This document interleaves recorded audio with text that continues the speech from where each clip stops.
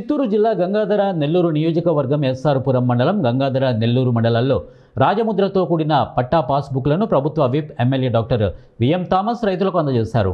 ఆయన మాట్లాడుతూ జనాల పాస్బుక్లు జగన్ బొమ్మ వేసుకుని ప్రజల భూములను కొల్లగొట్టేశారని, అందుకే గడిచిన ఎన్నికల్లో ప్రజలు జగన్కి తగిన బుద్ధి చెప్పారని ఎమ్మెల్యే డాక్టర్ విఎం థామస్ మాజీ ముఖ్యమంత్రిపై మండిపడ్డారు. నేడు కూటమి ప్రభుత్వంలో ముఖ్యమంత్రి నారా చంద్రబాబు నాయుడు రాజముద్రతో కలిగిన పాస్బుక్లను ఇవ్వాలని నిర్ణయించి నేడు వారికి సంతోషానికి అవధులు లేవని అన్నారు.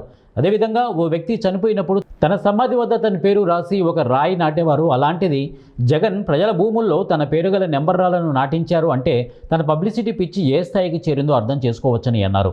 అదేవిధంగా వైసీపీ పాలనలో మాజీ డిప్యూటీ సీఎం నారాయణస్వామి ఎస్సీలపైనే ఎక్కువ కేసులు పెట్టించారని అన్నారు. ఖచ్చితంగా ఇది మన భూమి మన హక్కే. ఇదే జగన్ మామయ్య జగన్ అన్న సొంతంగా వాళ్ళు ఫోటోలు వేసుకున్నాడు. ఏందో ఆయన భూమి ఆయన హక్కు అన్నట్టు కదా. ఇది మన భూమి మన హక్కు.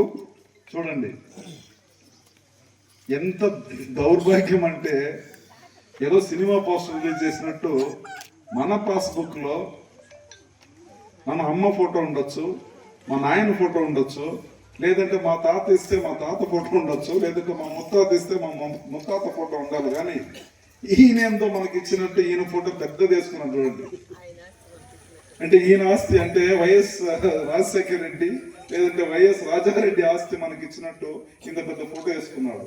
ఇది ఎంత దారుణం అంటే ప్రజల్ని ఎంత మ్యాక్సిమం ఇబ్బంది పెట్టించాలో అంత మ్యాక్సిమం ఇబ్బంది పెట్టించారు. నిజంగా జనాలు వచ్చి అంత కసిగా పోయిన ఎలక్షన్లో 2024 ఎలక్షన్లో పనిచేశారు. అందుకే చిత్తుగా ఓడగొట్టారు. వాళ్ళ సైకోయిజం ఎంత అంటే మనం స్వేచ్ఛగా ఎక్కడ కూడా మాట్లాడలేము. ఎక్కువ మాట్లాడితే కేసులు, ఎక్కువ మాట్లాడితే మీ పైన ఎస్సీ ఎస్టీ కేసులు, హరాస్మెంట్ కేసులు, ఏమని కూడా తెలియదు. వచ్చి సడన్గా వచ్చి పోలీసు వచ్చి మనం పట్టుకెళ్ళిపోతాడు. ఆడ స్టేషన్కి పోయేంత వరకు కూడా నీ పైన ఏం కేసు అని కూడా తెలియదు. ఇలా సైకోయిజం చేశారు.